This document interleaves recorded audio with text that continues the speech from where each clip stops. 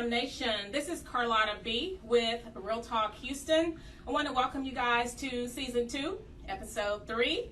This is our last episode of the year, and we just want to thank you guys for being dedicated and tuning in, tapping in to the show. We really appreciate it.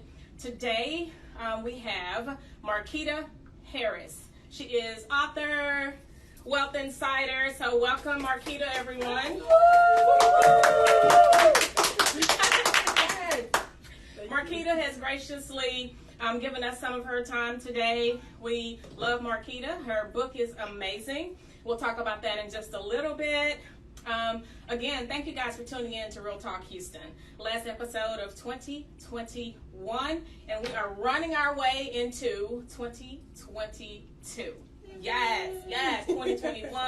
Get kicked out of here. Right. So just a little icebreaker. I want to talk a little bit about Marquita.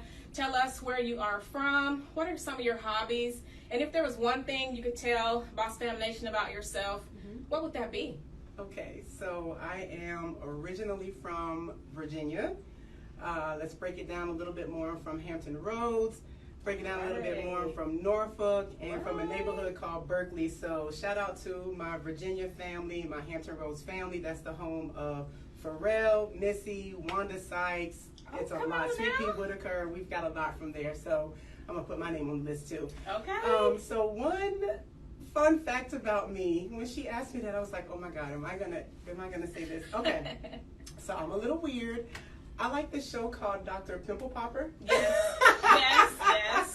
We've seen a few episodes. That's not weird. But I'm going to take it a little bit. I go a little bit further. Sometimes I find myself scrolling on YouTube looking for like extreme dandruff and blackhead removal and things like that. So I know, right? So, okay. All right. Okay. That's embarrassing. Yeah, maybe not the dandruff. Right.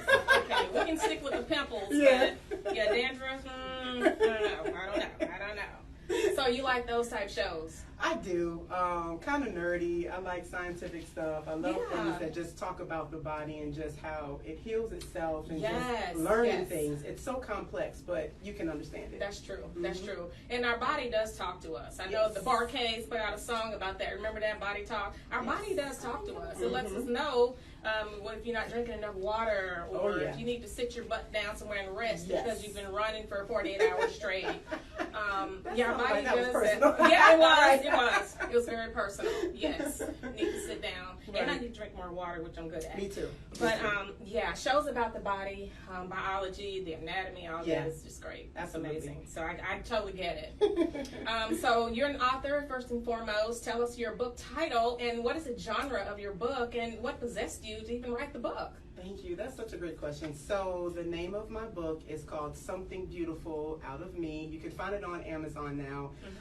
Pretty much, if it were to fit into the role of a genre, it would be self-help / inspirational. It is ultra events talking about the things that I have encountered and what led me to get into a place of, it really is about healing. So while we're talking about the body healing, my body was letting me know. My mind was letting me know this is not the place for you to stay. Right. You know, I was dealing with a bout of depression, some things that happened when I was in the military, and it was kind of hard to get over. But I had to get to a place where there was so much more ahead of me, but I was holding on to things that were behind me. From your past. Exactly. Because I had grown comfortable with it. Right. But finally, it grew uncomfortable. I had to get out of that place. And that was just about me speaking my truth and saying, if I can do it, I know you can do it. Yeah. It's easy to fall into a state of complacency. We get comfortable with where we are. We're kind of inside this box. It's a place of comfort. And it takes discipline and strength and courage to step outside of that box. And you'll never know what we can accomplish until we step outside of that box. Absolutely. You know, otherwise we're limiting ourselves, right? There's no elevation. There's no raising the bar. We're limiting ourselves as far as what we can do. That's the best. So it is good to follow those dreams. Go for it. Whatever you guys want to do, go for it. Don't hold back. Don't be afraid. Just go for it. Yes. Is there another book in the future? It is. So it's The Journey Begins. So it's actually going to chronicle since I've been out here, because this is my happy place. It's my happy space. And this is to say, now that I've made that choice. Yeah. It starts with the choice. Right. When you make that choice to say, you know what, my life is worth living, Yes. it's worth fighting for. Yes. There are people that really and truly do love me, and I would do more good being here than if I were gone. So we only Yes. get one life. You get 1,000 chances. There's a quote that I always say, we can get 1,000 chances at doing other things over, but you only get one life. That's so true. you have to make the most of it with it while you have it. And Yeah, so when yeah, I came yeah. out here, I will honestly say that, I'm going to say that life pretty much was reinvented for me.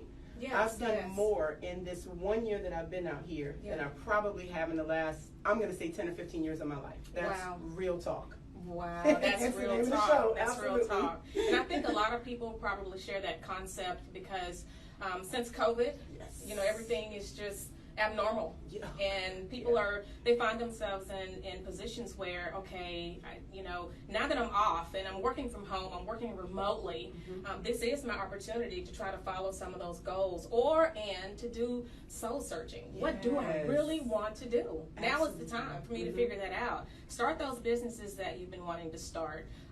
You know, make some of those goals and dreams happen because we have a little bit of flexibility now because Yes. we don't physically, most of us and some of us do not physically have to go into the office Right, every right. single day. Mhm. So now is the time while we have some of that flexibility to try to pursue and materialize a lot of Yes. our goals. That's it right there. Right? Mm-hmm. So, Wealth Insider tips, generational wealth, all of those tips and tricks and insights that you have for us today, how did you, first of all, obtain that knowledge that you're going to share with us today? How did you even obtain that knowledge? And then we'll talk about it in detail. Sure, great question.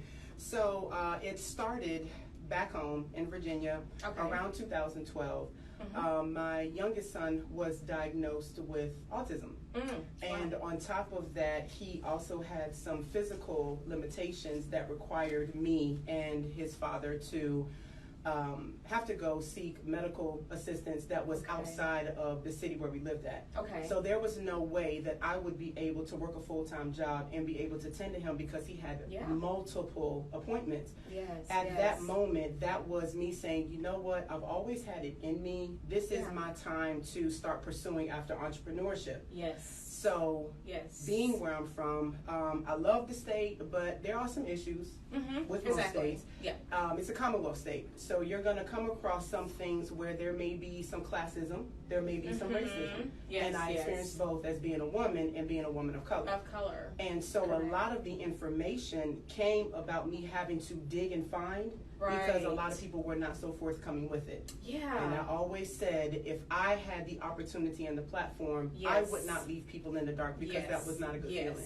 That was one of the other things I wanted to talk to you about because in our minority communities, the fact of developing, obtaining, sustaining generational wealth, there's a low percentage of that knowledge transference in the minority community.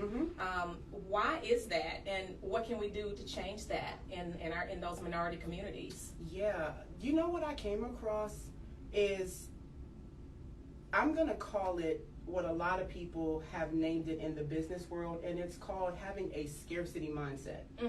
Okay. You can have millions of dollars, and you can yes. still have a poor mindset. Yes, so and true. why is that? Because information is wealth as it is. Exactly. So it takes one piece of information to change the trajectory of somebody's life. Someone's life.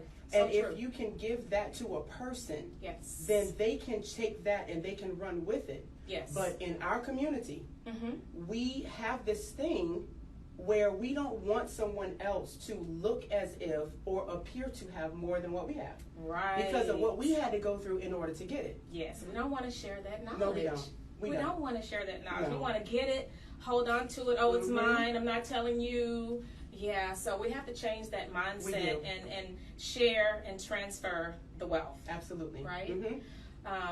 Totally agree. Totally agree. So let's talk first about government grants, and then we'll talk about government contracts later. We'll talk a little bit about what the differences are because a lot of people use those interchangeably. Yes, they do. And I can kind of see how that's a little easy to do without the proper knowledge. Yes. So let's talk a little bit about government grants. How does the government use those grants, and on average or approximately how long does it take for a person to get funded on average? On average, okay. Yes. So if I can kind of go back just a little bit, so to allude to the question that you had asked me earlier, when I started on this seeking the knowledge, asking questions, knocking on doors, and going to different networking events and seeing who would be willing or forthcoming to give me the information. You have people that want to give you tidbits.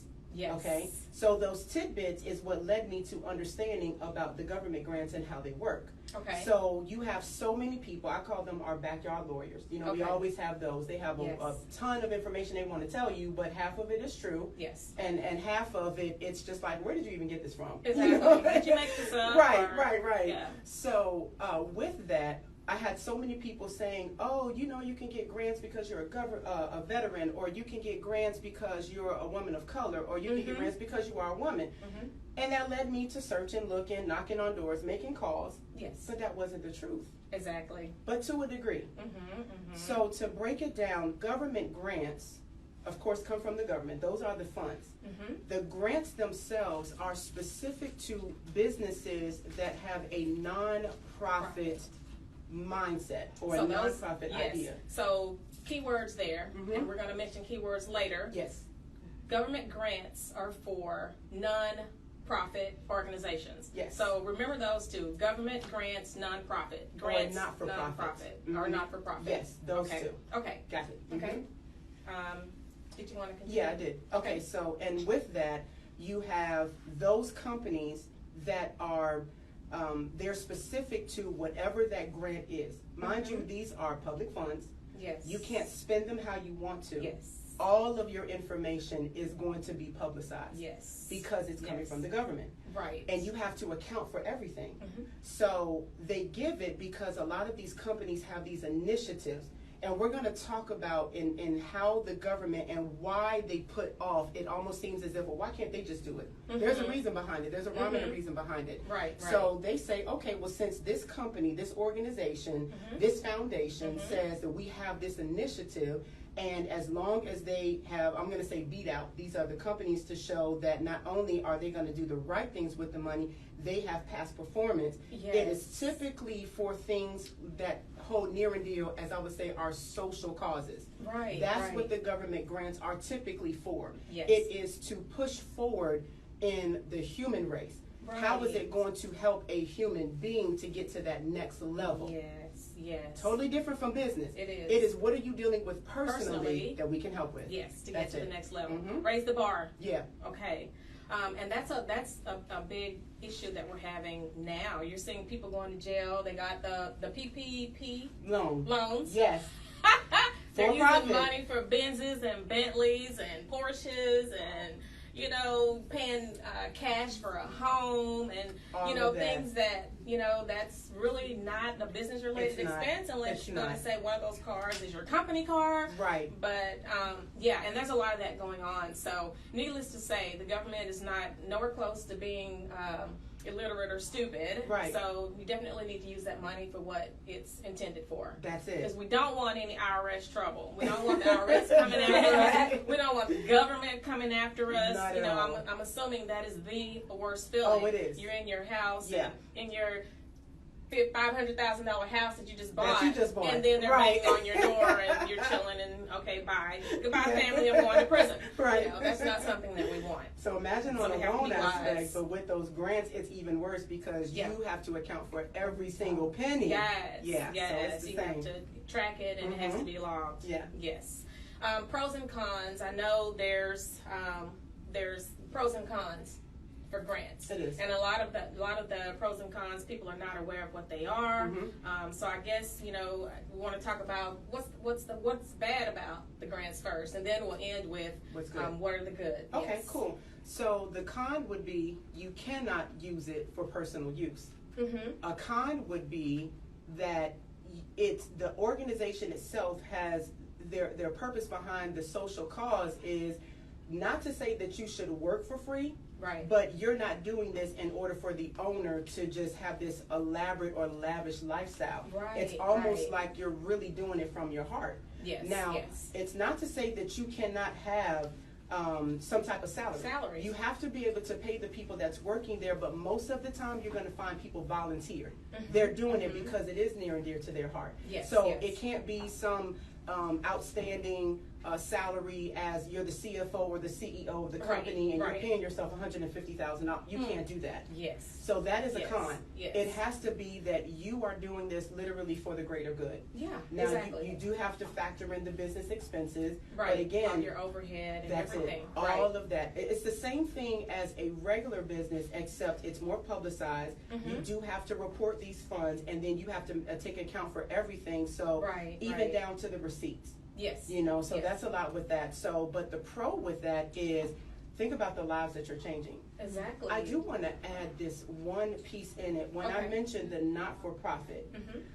a lot of folks say that, okay, well, I thought that there was money to start a business.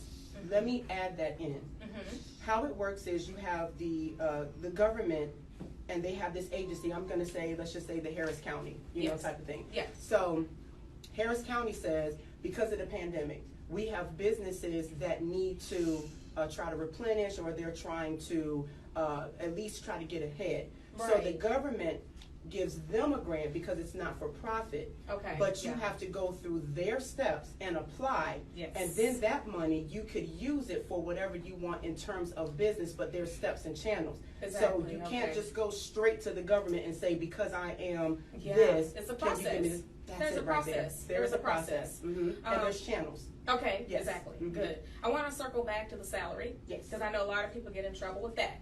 So, Yeah. is there a cap or is there a percentage? So, if I had a nonprofit organization, I wanted to pay myself a salary, what should I base that off of? You know, Yeah. do you go to the market and see, okay, what's the salary for a nonprofit organization Right. owner? I mean, Yeah. What can the audience use as a guideline to try to come up with a approximate salary for themselves without being in trouble? Right, right. You know, what's the So- go-to for that? The best thing is they have on the Department of Labor, it's a website, Okay. and they have salary medians. Okay. They have what's in the middle.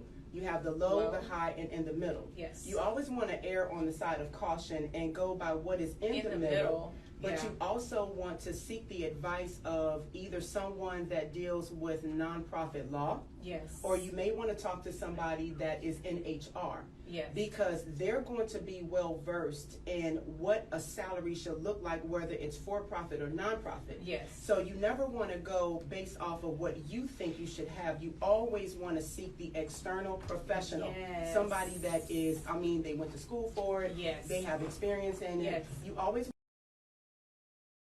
always Right. great to have some type of legal help, Yes. so that all of your ducks are lined up in a row so that you can't go wrong. Yeah. Okay. Perfect. That's a good guideline. Department of Labor Yes, was Department a of really Labor. good website to start with. So if anyone out there is looking for an applicable salary to pay themselves without getting into any trouble, Department of Labor website would be a good guideline for you guys to go and check Yes, out. Okay. absolutely. What kind of government grants are out there, and what is the most common type of grant that is given? What is the most popular Yeah. type of grant? Wow. So Is there more than one? There's several types. there are. Right? There are. Okay. So if you think about the human aspects of what do we need in order to live life itself, Mhm. the biggest one that's going on right now, the most recent one would have been what they gave for the rent relief. So Yes. they took that money from the government Uh-huh. and they gave it to the agencies that were set up and designed to administer the funds. Okay. So it's all about process. Yes, Once you yes. found that information out, but here's the sad thing though, Carlotta, is that the government, yes, they may advertise to a degree, but not so much to the point where they're spending hundreds of thousands of dollars. Yeah, It's yeah. almost like you have to hear it in the streets, or you have to do some type of online search and say, is there help for rent relief, or is there help for food, or is there help? So 211, That's another resource that I would like to give. You can call 211. Okay. And they are, it's like it's a 911, but it's 211 for information. Okay. Anything that you need help with, you call them, you state what your issue is, Okay. and they will diminish it by your zip code so that you're not just all over the place. Oh, yes, Right. that is great. Yeah, so the most recent one would have been rent relief. And the Yes. sad thing about it is a lot of counties and a lot of cities and a lot of states had a lot of money left over because a lot of people didn't know that it was there. Oh my God. They even had places where you could go to actually get application help. A lot of Wow. people don't know how to use the computer. They get Exactly. frustrated with having to update Yes. information. So they'll give you just a little bit and say, hey, well, we're giving you guys the help. They'll You know, do the rest. That's it. Yeah. Instead of saying, this is where you can go and this is what you do. And that is where I started Yeah. with, let me just give the information, regardless of Exactly. whether it applies to me or not. Exactly. Yes, so 'Cause it would be, go ahead, sorry. Yeah, I'm sorry. Just to speak on what you said, I know that there's billions of dollars out there that is just sitting there. Mm-hmm. Funding is just sitting there. And it expires, and Yeah. then what they do is they have to reallocate those funds. Yes. And most of the time, half of the time, we as a society don't even know that it even existed from the beginning. Exactly. And by That's the it. time we get some information on it or hear about it, Mm-hmm. it's too late. Yep, that's it So right there. that's why we have you here. Mhm. So we're spreading the knowledge. Mhm. One question I had is, do you know what's the expiration date? Is it fiscal? Is it every fiscal year that it expires? Is it at the end of the year? Are the funds only there for a 1-year period? Mhm. Do you know what the renewal frequency is on the funding for government grants? Yes, so what they do is whatever has not been used, they reallocate it. Yearly? So Is it annually? pretty much yes it is. Okay. Yes it is. Okay. Okay, so the government, you have your business that goes off of a calendar year, and then you have your own personal fiscal year. Okay. The government's fiscal year, it always starts in October. Yes. Happens to be my birthday month, by the way. Yes. All great things happen in October. Yes, yes. And so with that, they always redo their budget. Okay. So every year, as you have with the reallocated funding, Yeah. they also get more funding. Yes, So yes. that's the time when, instead of it starting in January, which it makes sense to us, Yes. the best time to go and apply and to do is always in the last quarter, which it starts in October. October. Mhm. Yes.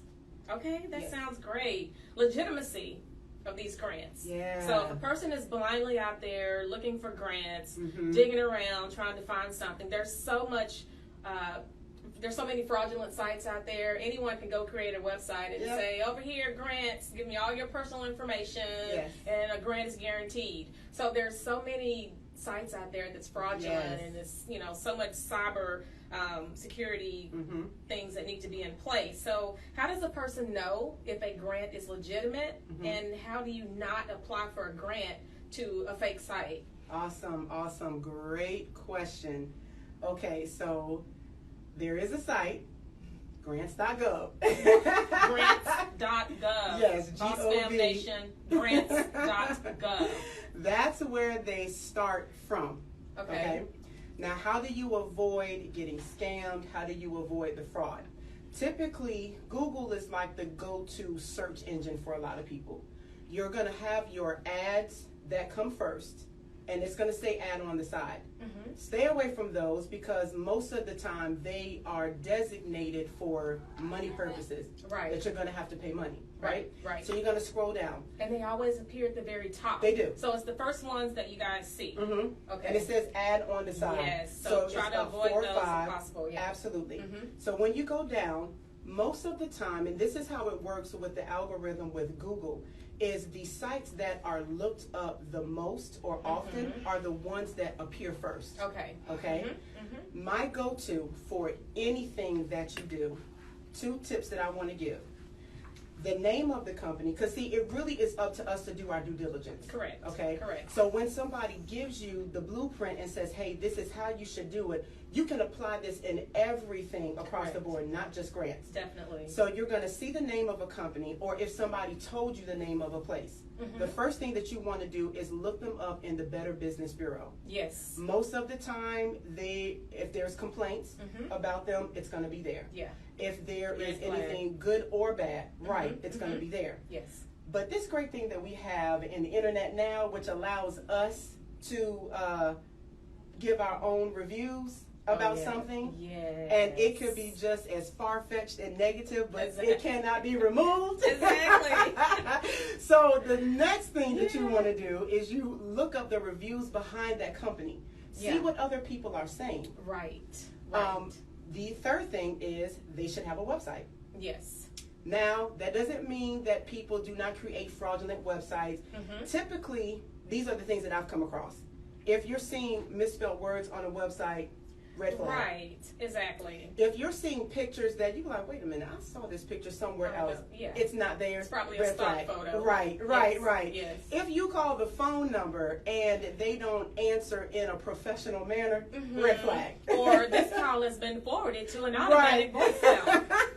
Or I'm not knocking anybody from another country. I know sometimes we got to outsource, but if it is going straight to another country, there's a language barrier. They have no idea what you're talking about. Yes. And they got a nerve to be asking for money. Red flag, hang up. Hang up. So quickly. that is how you're going to know how to stay away from those fraudulent sites that deal. Yes. Last one. I'm not saying that this is fraudulent. There are companies that do charge to help you. But again, if there is a price in it, make sure that they are legitimate companies. Exactly. By following those same steps that I said before you give them money. Check them out, see if there's...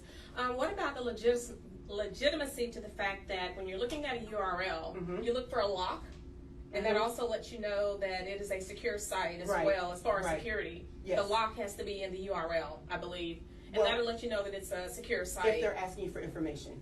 Okay. That's what that's up there for, because they may be asking you for personal information that you may have to submit name, online. address, yes, date of birth, all that. Well, pretty much if they're looking for payment, that's where that lock is normally for, because it's saying you can trust this site to input that information. Okay. Typically, you're going to have sites pop up, and the first thing they're asking for is, hey, we want to keep in contact with you, get our newsletter. All your information first before you see anything else. That's it. So they don't have to have a lock for that. They're just asking because that's building up their email site. But in terms of when you see that lock, somewhere in that site, they're going to be asking you for something that you typically would not want to put out there. Yeah, you want to be careful with that. Oh, that lock is telling you it's safe and secure. It's a secure site to enter that information. Okay, grants. Well, so grant writers, grants, there's a myth behind the fact, grant writers don't exist. Grant writers are not supposed to be a part of the process. They're ghosts. They really don't exist. Are they real? What is the myth? Talk about the myth behind grant writers. Wow, that is a good one. So you know that those sites that I was saying that you have people that charge, that's where your grant writers are going to be. Okay. You typically would have them within a community, I say, is the better way to go. Okay. Before you go online. Okay. I would say grant writers near me. And this is why. Because a person that is worth their salt, a person that takes what they're doing seriously, and a person that says, okay, I'm legitimate, I am, I have integrity, I'm honest, and this is my passion. You're going to see, as they call it, digital footprints online. They're going to post something about the work that they've done. They're going to post about what they have been awarded, well, not them awarded, but what they've gotten for their clients, because they can boast on that. You know, reference type information. Absolutely. That kind of proves legitimacy. That's it right there. It's proving the legitimacy. Nothing should be hidden about that.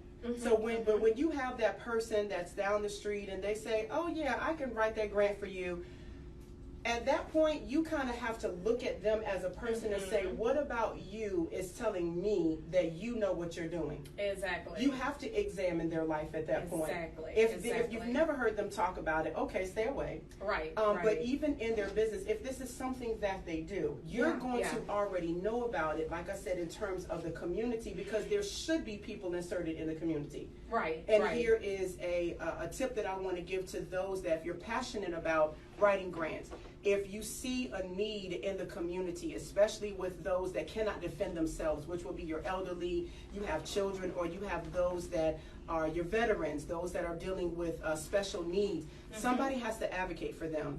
There are grants for all of that. And it's not hard to learn. So I just want to throw that appeal out there to the public. But yes, there are grant writers that do exist. They do it because they're passionate. And again, those digital footprints are going to let you know what they've done, so you can kind of let your hair down and feel safe with, this is who I should be dealing with.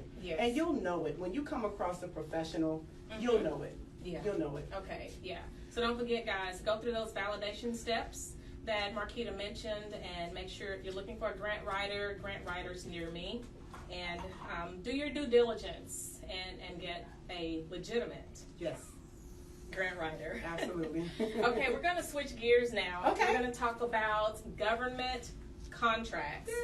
And I know there's, we mentioned before, there's a little bit of interchangeable thoughts there. A lot of people get grants and government contracts mixed up. Yes, they do. So we're going to talk about the differences. So I'll let you go ahead and tell us about the government contracts and give us some example of government contracts. And I guess you can start out by telling us that government contracts are for profit. That's it. Businesses. You got it, Carlotta. Yes. Government contracts are for for-profit businesses. For profit. So let me give a little bit of background information. So the government is the whole entire world. It's the world's largest customer. Okay? In terms of the United States, where we live at, the economy floats off of about 95% and a little bit higher since COVID. It floats off of the back of small business and the revenue that comes from that in the United States. In the whole world itself, it makes up for about 45%. I think that number has increased now to about 59%. So these are the statistics that go with what it is and where it comes from. So people can understand. It's not that it's not attainable. It is a huge, huge, huge elephant, but as they say, how do you eat an elephant? It's one bite at a time. So I wanted to give that information so that people can understand that this is where it's at. When we're talking about legacy wealth, we're talking about generational wealth. If the government is the world's largest customer, then obviously they can pay like they weigh. Exactly. Okay? We're talking about the overall concept of contracts themselves. Since COVID has now gone into the trillions. Before then, it was billions. So here's the most recent thing. President Biden passed what was called the infrastructure bill. That was in October, like I said, with that new funding. All right, that's for both nonprofit and for-profit. That bill itself was $1.2 trillion. $1.2 trillion. That was just for infrastructure. Infrastructure is it's transportation, logistics, telecommunications. It can even mean the construction, highway construction, or things that deal with construction. They have added even other things. I said telecommunications. They've added other things underneath that. That's just one bill. That is not the overall of all of the agencies that make up the United States government. You have Department of Interior, you have the Department of Transportation, you have Veterans Administrations, you have the Army, the Navy.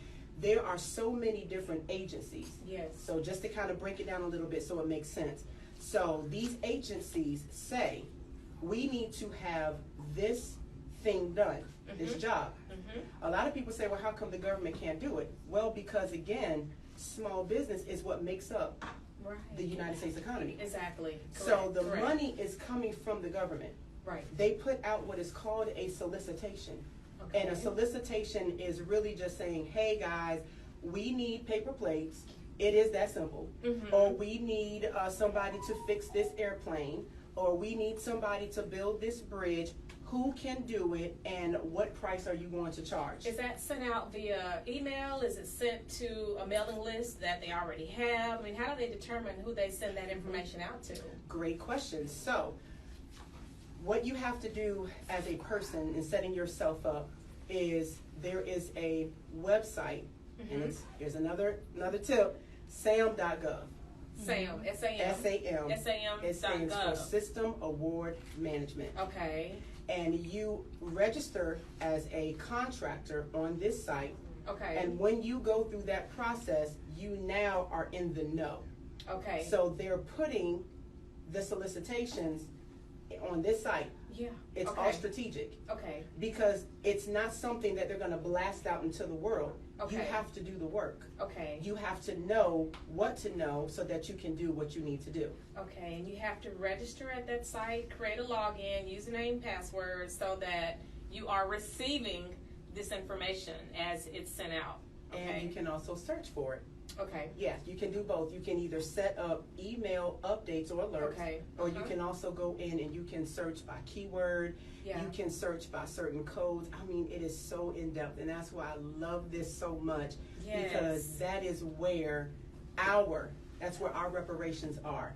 Okay. Exactly. There's a consultant out in Georgia. His name is Hamza. He has a site out there that he does city contracts, state contracts, and he also deals with government. Okay. He says 40 acres and a Maserati. Not a mule. Not a mule. Maserati. We're beyond that. So he says 40 acres and a Maserati. Shout out to Hamza. Yes. So that is pretty much how you would come across that information. It's more to it, but that's a starting point. Okay. SAM. Yep. SAM.gov. Yep. SAM.gov. Yes. Go to that website and register so that you can receive that information automatically instead of having to go search for it each time you want some information. What are some of the biggest mistakes that people make when they're trying to get a government contract and after they've gotten a government contract? Biggest mistakes. What will make them lose that contract? Because I know, mistakes are made. People lose contracts. I know someone in that position right now. They lost the contract. So what are the mistakes? What do you avoid? How do you keep that government contract? So you hired me. Okay, that's my shameless plug. No, but it's a twofold question. Okay, so in order to get started, you need to get with someone that does not mind administratively doing the task for you. That is where I fit in. That's my gift. That's my skill. Okay. Because I know people get frustrated with computers. Yes. They get frustrated with having to upload. They get frustrated with not understanding the red asterisk means that you cannot move forward. Right. It's a required field. Right. It's a mandatory field. And if they don't know, they don't know. Exactly. But it doesn't mean that they can't do the job. It just means that that's just not their strength. Exactly. Okay. Yeah. Then when you flip it, the second part of the question that you're asking is most of the time they concentrated so much on going after the contract. Yes. They concentrated on winning the contract that now that they got it, they either understaffed, they underbid. Yes. Because the government is going to go sometimes, most of the time, by the low cost. Right. But if you cannot perform because things are going to happen, that's like Murphy's Law. That's true. It is going to happen. Yeah. Whatever what can happen. will happen is going to there happen. You go. Exactly. And if you do not have funds in reserve, if you do not have what you need in place in order to have those things going, yes, more than likely you may lose it, and then they have to put it out for rebid, as they call it. Okay. Yeah. Gotcha. What is the importance of retaining a CPA and a financial analyst if you're going to have these businesses, whether you have a government contract or whether you have a grant? Isn't it important to be able to maintain your incoming and outgoing funds? And do we need a CPA for that, or can a person just file their own taxes? When it comes to business, I would say please go out. Yes. Get an accountant. You can do a CPA. You can do a bookkeeper. Get someone that is certified and knows what they're doing. Yes. I would say your dream team. I call it the dream team. That you need to have somebody that's legal that caters to small business. Yes. A CPA/accountant or bookkeeper that caters to small business and is Yes. familiar with your business. Yes. And then you also have a human resources rep that caters to small business. Yes. You need those three on your team, whether it is for-profit, non-profit, or anything. When you're getting to that place where you're dealing with funding, right, when you're got it from the city, the state, or just your business, period, when you know that you need to report this, do what you have to do and pay the money upfront. That's why I said small business, so that you're not paying some high corporate, office that is raking you over the coals. Exactly. You have people that actually structure their business in order to help the small business. In order to help small businesses, and they're not going to rob you blind. No, not at all. Because a lot of CPAs and companies will try to do that. They will. They see business and they charge the most. Yep. But small businesses don't always have the most. They might not have made a lot of money that year. So that's good. Yeah. So what last words do you have for my audience? And are there any other government contract mentions that you want to give that we didn't hit on? Are we missing anything on government contracts? I know we talked a lot about grants. Mhm. Is there anything else you want to tell the audience about government contracts that's critical that we missed? I do. So in asking about one of the main ones or one of the ones that's in demand, I would Yes. say let one of the first areas of business be to get something that deals with the PPP equipment. Okay. I'm Oh. sorry. Protection equipment. Sorry, PE equipment. Okay, protection equipment. Yeah, protection equipment because of COVID. Whether it's Yes. as masks, it could be gloves, it could be in whatever. Even if it's the transportation of these at-home tests, Yes. because that is where the demand is right now. Right. There's right. a saying that pandemic produces profit. Yeah. Unfortunately, Yeah. you can make money Yeah. when there is some type of tragedy type or of- something that's going on. Exactly. The disasters that go on in other countries or Yeah. even here. Yes, So that's once true. you get into it, do that. Find those things that are in demand now, Right. and then circle back to that thing that you love. Yes. So that Okay. would be the last words that I would want to say is just get involved. Right. Don't let it just be about the money. Yeah, When you do it for purpose and you do it to help other people, Yeah. the money will chase behind you. Exactly. Don't chase the Don't money. chase the money. Yeah, you let the money chase behind you. Yeah. Good intentions always have great outcomes. They do. So things always tend to work out. Mhm. So the links that we mentioned are the websites that we mentioned they need to go to. You mind repeating those? SAM.gov for the government contracts, Yes. and for grants, Grants.gov. grants.gov. Yes. And do you want to give the audience any additional information as far as websites or your IG or any information if they had any questions for you at all? Or Sure what would you like to thing. share? Absolutely. So you can hit me up at info@phoenixglobalgroup.org. You can find me on Instagram at Phoenix_global_consult, as well as Facebook, Phoenix Global Group. Mm-hmm. So either one of those channels, you can get to me, and I promise you I'll get right back to you. Perfect. So I want to let you guys know that this episode was sponsored by Citizen Niles Realty Group. You guys dream of owning a home in 2022. Do you have grandeur dreams of owning your home? Some tips to avoid that Lisa Niles have for you guys is to save 6% of the sales price of your house. So if you want to, $200,000 home is your target, that's what you're eligible to purchase. Make sure you have about 6% of that amount for your home purchase, okay? That can be used for your down payment, any closing costs that you guys may have. Keep your credit accounts open. Don't think that if you're going and closing all your credit accounts and you're trying to decrease your credit ratio, that's not going to help. Leave those accounts open if they're in good standing, okay? Pay down your credit cards if you have really high balances on any of your credit cards or many rotating and revolving accounts. Keep those down to a minimum. Do not pay them all the way off or close them, okay? Just get it down to a minimum because that increases your debt ratio and your credit utilization percentage, okay? 2-year returns, have those handy for your lender because they will need that. So 2 years of tax returns, no losses shown. That will help you out a lot. Lower interest rate, lower down payment. You appear as a low risk lendee. Check your credit scores. That's important too. Always know where you stand. So you can go to myfico.com. Check your credit scores for all 3 bureaus. See if there's any discrepancies. A lot of times someone is using your credit. You have no idea. So before you making a home purchase, go check all that information out. Make sure everything is accurate. And give Lisa Niles a call. She's a super great broker owner. She's bypassed the realtor stage. She's a broker owner. So give her a call. Yes, Lisa Niles. Her number is 832-517-7877. Again, that number is 832-517-7877. Citizen Niles Realty Group. 2021 is over. This is our last broadcast for 2021. It's been a really, really great year. Thank you guys so much, Boss Fam Nation, for tuning in. We appreciate you guys so very much, and we look forward to a successful and elevated 2022. Happy New Year!